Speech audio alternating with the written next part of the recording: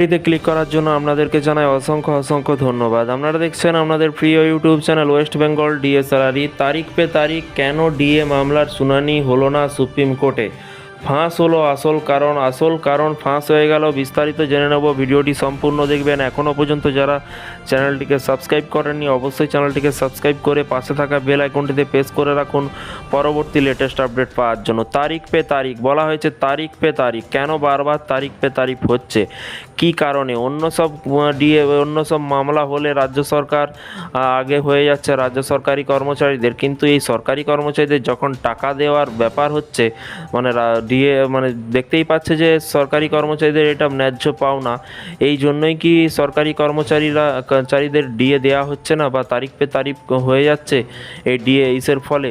তো চলুন দেখে নিয়ে যাক কী বলা হয়েছে, বিস্তারিত জেনে নেব।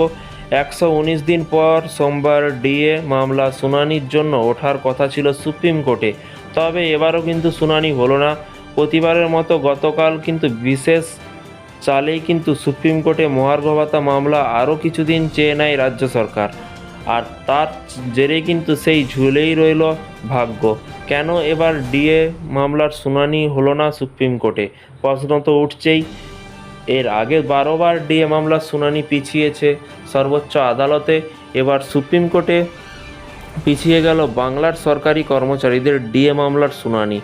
আদালতে 4টা পর্যন্ত কিন্তু বসে সোমবার দুপুর 3টে পরে সর্বোচ্চ আদালতে যখন বাংলার ডিএ মামলাটি ওঠে তখন শুনানির জন্য আরও সময় চেয়ে নেয় রাজ্য সরকারের আইনজীবী অভিষেক মনু সিংঘভি এবং পশ্চিমবঙ্গ রাজ্য সরকারি কর্মচারীদের বকেয়া ডিএ মামলার শুনানির জন্য কিন্তু আরও সময়ের প্রয়োজন রয়েছে বলে কিন্তু সওয়াল করেন তিনি।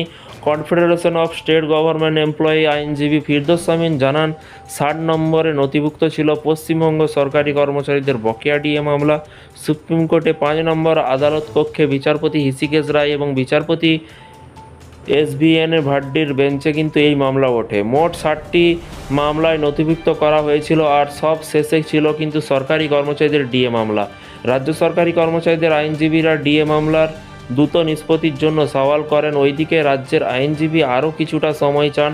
সওয়াল জবাবের শেষে বিচারপতি রায় এবং বিচারপতি ভাট্টির ডিভিশন বেঞ্চে কিন্তু জানান যে পরে একদিন এই মামলার শুনানি হবে, এরকমটাই কিন্তু বলে। এরপরে এই মামলার পরবর্তী শুনানি কবে রয়েছে সেই বিষয়ে কিছু জানানো যায়নি সুপ্রিম কোর্টে, তবে সর্বোচ্চ আদালতের তরফে জানানো হয়েছে মামলাটি বিস্তারে শুনানির প্রয়োজন রয়েছে। ওইদিকে মামলাটির দ্রুত শুনানির আর্জি জানানো হয়েছে বলে কিন্তু জানিয়েছেন কনফেডারেশনের আইনজীবী, এবং মামলাটি শুনানির দিকে কবে ঠিক হবে তা জানা যাবে 2 সপ্তাহ পর। জানা গিয়েছে এদিন শুনানির জন্য আরও কিছুটা সময় চেয়ে নেয় রাজ্য, এরপরে শুনানি স্থগিত রাখে কিন্তু সুপ্রিম কোর্ট। তো ফ্রেন্ডস, বিষয়টি বুঝতে পারছেন তারিখ পে তারিখ কেন, আর 7 দিন পরে পুরো বিষয়টি ক্লিয়ার হবে। আবার কবে ডিএ মামলার শুনানি হতে চলেছে 7 দিন পরে কিন্তু জানা যাবে। তো মেন বিষয় হচ্ছে এখানে কিন্তু ক্লিয়ার করে লেখা নেই, মনে হচ্ছে ঘুষ পে ঘুষ, এটা হেডিংয়ে তারিখ পে তারিখ না করে যদি ঘুষ পে ঘুষ লিখতো তাহলে হয়তো মনে হয় ভালো হতো।